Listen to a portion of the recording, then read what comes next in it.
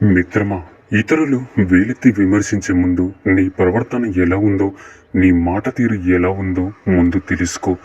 మనలో ఎన్నో తప్పులున్నా నీ ఎదుట మనిషిని విమర్శించే హక్కు నీకు లేదని తెలుసుకో మిత్రమా. కళ్ళు నెత్తికెక్కినప్పుడు పాము తన గుడ్లను తానే పొడుచుకుని తిన్నట్లు మనిషికి కూడా డబ్బు గర్వం తలకెక్కినప్పుడు తన వాళ్ళని తానే దూరం చేసుకుంటాడు కాదంటారా? మహానటులు ఎక్కడో ఉండరు. మన స్నేహితుల రూపంలో, బంధువుల రూపంలో మన మధ్యనే తిరుగుతూ ఉంటారు. వీళ్ళ నటనకు ఎన్ని నంది అవార్డు ఇచ్చినా, ఎన్ని ఆస్కరాలు ఇచ్చినా తక్కువే. కాబట్టి జాగ్రత్తగా ఉండు మిత్రమా. తెగిపోయిన దారానికి ఎన్ని ముడులు వేసినా అది ముడిలాగే ఉంటుంది.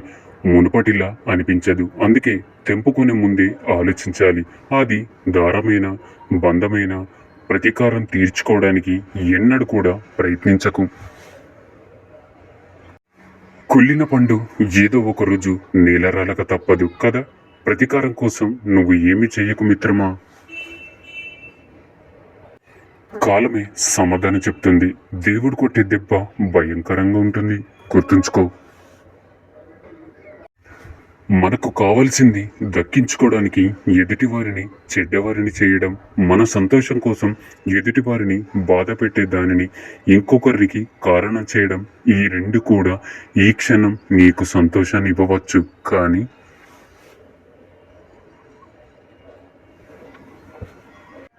అవి రేపటి నీ పతనానికి నువ్వు వేసుకున్నట్టు వంటి పునాదులే అని నీకు తెలిపే రోజు ఒకటి వస్తుందని మర్చిపోవద్దు మిత్రమా.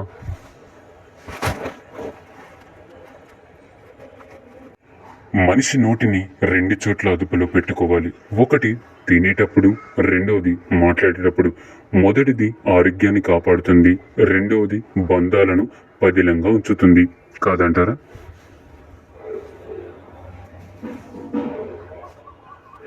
కలికాలంలో నిజాలు మాట్లాడేవాడు నీచుడు, అబద్ధాలు చెప్పేవాడు ఆప్తుడు, సహాయం చేసేవాడు సన్నాసి, నటించేవాడు నారాయణుడు, మోసాలు చేసేవాడు దేవుడు. కానీ నిజాయితీగా ఉండేవాడు ఎప్పుడు కూడా ఒంటరివాడే మిత్రమా.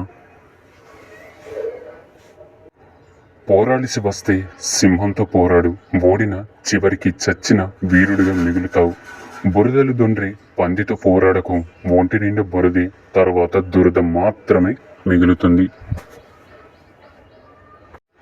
కోపం హద్దులు దాటుతున్నప్పుడు మాటలతో సమాధానం ఎప్పుడు కూడా చెప్పకండి. మీ మౌనానికి మించిన బలమైన సమాధానం మరి ఒకటి లేదని గుర్తుంచుకో మిత్రమా. దేవుడు మనల్ని ఏం చేస్తాడులే అని నలుగురి మోసం చేసి 4 కుటుంబాలను రోడ్డున పడేసి అడ్డదారిలో డబ్బులు సంపాదించి విర్రవీగేటప్పుడు తెలియదు చేసిన పాపాలు పండి. ఆసుపత్రిలో రోజులు లెక్క పెట్టేటప్పుడు గోడ మీద ఎలా రాసి ఉంటుంది ఐసియు అని, అంటే అర్థం నేను నిన్ను చూస్తున్నాను అని.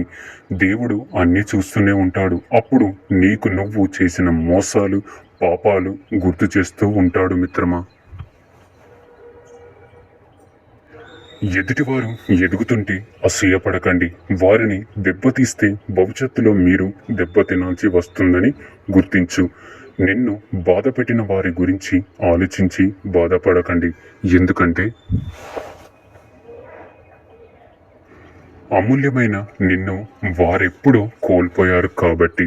మర్యాద ఇవ్వని వారి ఇంటికి వెళ్ళొద్దు. విలువ ఇవ్వని వారితో మాట్లాడొద్దు.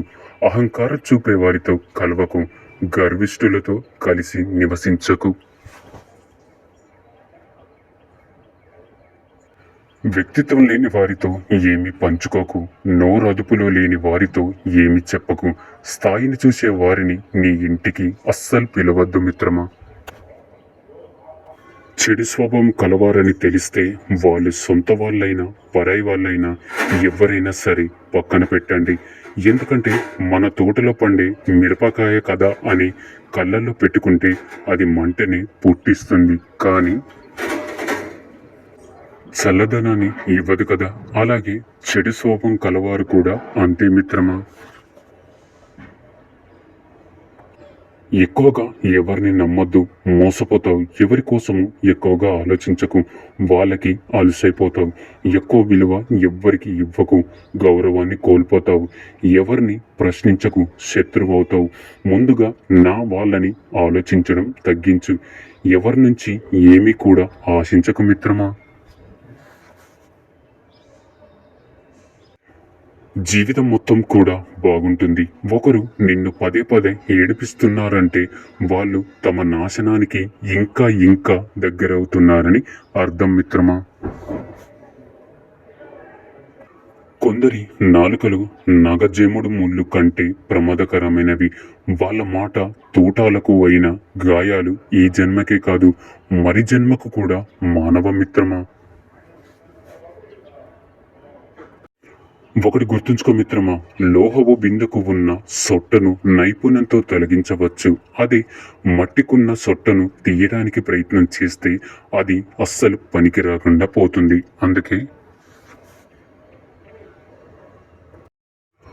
మార్చదగిన వారిని మాత్రమే మార్చే ప్రయత్నం చెయ్యాలి. అందరినీ మార్చాలి అనుకోవడం నీ అవివేకం అవుతుంది మిత్రమా. 100 కుక్కలు ఒక్కసారిగా మొరిగిన ఒక్క సింహ గర్జనకు సమానం కాదు. ఎంతమంది గట్టిగా అరిచి ప్రచారం చేసిన ఒక నింద ఎప్పుడు కూడా నిజం కాదు, కాదంటారా.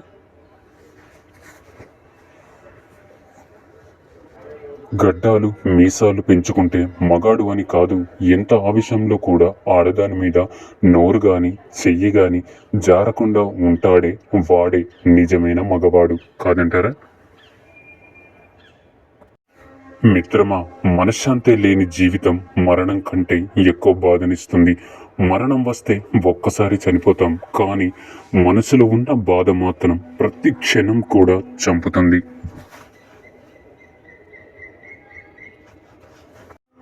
బంధం నిలవాలంటే నమ్మకాన్ని నిలుపుకోవాలి. కుటుంబ సభ్యులు, స్నేహితులు, కొలీగ్స్ ఎవరైనా సరే మనల్ని నమ్మితేనే రహస్యాలు చెప్తారు. మనల్ని నమ్మి ఏదైనా చెప్తే లైట్ తీసుకొని మరొకరికి చెప్పకూడదు. ఆ నమ్మకాన్ని నిలబెట్టుకున్నప్పుడే వారితో మన బంధం కూడా నిలబడుతుంది. ఏ బంధమైనా శాశ్వతంగా నిలబడేది విశ్వాసం మీదనే మిత్రమా. దాన్ని కాపాడుకోవాలని గుర్తుపెట్టుకో. అప్పుడే బంధాలని పటిష్టంగా నిలిచి ఉంటాయి. మిత్రమా, జీవితంలో అందమైన బంధం కళ్ళది. రెండు కలిసి తెరుచుకుంటాయి, కలిసి మూసుకుంటాయి, కలిసి నిద్రపోతాయి. ఒకేసారి కన్నీరు కారుస్తాయి, అది కూడా జీవితాంతం. ఒకదాన్ని ఒకటి చూడకుండానే, కాదంటారా. నీ తప్పు లేకుండా నేను నిందిస్తున్నాను అంటే నీకు దూరం అవ్వాలని నిశ్చయించుకున్నాకే అలా చేస్తారు. నిజంగా నేను అభిమానించే వారైతే ఒకవేళ నువ్వు తప్పు చేసినా సరే సర్దుకుపోయి నీతోనే ఉంటారు, కాదంటారా మిత్రమా. ఒకరిని తొక్కి ఎదగడం గొప్ప కాదు మిత్రమా. ఏ తప్పు చెయ్యని వారిని బాధ పెట్టి సంతోషించడం గొప్ప కాదు. ఒకరి పతనం నువ్వు చూడాలి అనుకుంటే నీ పతనం పైవాడు చూస్తాడు. ఒకరిని అనవసరంగా బాధ పెడితే అదే బాధ అంతకు రెట్టింపు నువ్వు ముందు ముందు అనుభవిస్తావని గుర్తుంచుకో మిత్రమా. బంధాల్లో మనుషులు చేసే అతిపెద్ద తప్పేంటో తెలుసా మిత్రమా. వినేది సగం, అర్థం చేసుకునేది పావువంతు. ఆలోచించడం అయితే 0, రియాక్షన్ మాత్రం 200% ఉంటుంది. ఇక బంధాలు ఎక్కడా నిలుస్తాయి చెప్పు మిత్రమా. అవసరానికి వాడుకొని వదిలేసే వాళ్ళు దగ్గరగా ఉన్న ఒకటి, దూరంగా ఉన్న ఒకటి. అలాంటి వారికి మన అవసరాలు ఉన్నప్పుడు మాత్రమే మనుషులుగా అనిపిస్తాం. తర్వాత గడ్డి పరక కన్నా హీనంగా కనిపిస్తాము. మిత్రమా, నిజమైన మగవాడు తన మీద ఇష్టం లేని ఆడదాన్ని ఇబ్బంది పెట్టడు. ఇష్టపడే ఆడదాన్ని ఎన్ని ఇబ్బందులు ఎదురైనా వదిలిపెట్టడు. మగతనం అంటే వేధించడం, వాదించడం కాదు మిత్రమా. ప్రేమతో సాధించుకోవడం. అర్థమైందనుకుంటా. మన మీద మనకు అసహ్యం ఎప్పుడు వస్తుందో తెలుసా. మనకు విలువ ఇవ్వని వాళ్ళ కోసం మన మనసులో ఎక్కువ స్థానం ఇచ్చినప్పుడు, కాదంటారా. మూడు ముళ్ళ బంధానికి కట్టుబడి జీవితం మొత్తం కూడా నిన్ను ప్రేమించేది భార్య. అలాంటి భార్యని ఆనందం పెట్టకపోయినా పర్వాలేదు, కానీ బాధ పెట్టకండి. మిత్రమా, ఒక స్త్రీ తన భర్తను కాదనుకొని వెళ్ళిపోవుటకు ధైర్యం చేసింది అంటే తనకు మరెవరు అండగా ఉన్నారని అర్థం మిత్రమా. అరవని కుక్కలు ఉండవు, విమర్శించని నోరు ఉండదు, ఈ రెండు లేని ఊరే ఉండదు. మన పని మనం చేసుకుంటూ పోవడమే. అర్థమైందనుకుంటా. పంచదార తియ్యగా ఉందని ఎక్కువగా తినడం ఆరోగ్యానికి హానికరం. అలాగే మనుషుల మాటలు తియ్యగా ఉన్నాయని నీ బలం, నీ బలహీనతలు అన్ని పంచుకోవడం కూడా నీ జీవితానికి హానికరమే మిత్రమా. ఈ వీడియో కనుక మీకు నచ్చినట్లయితే లైక్ చేసి షేర్ చేయండి. మరిన్ని వీడియోస్ కోసం మన ఛానల్ని సబ్స్క్రైబ్ చేసుకొని మాకు మరింత సపోర్ట్ చేయండి. ధన్యవాదాలు.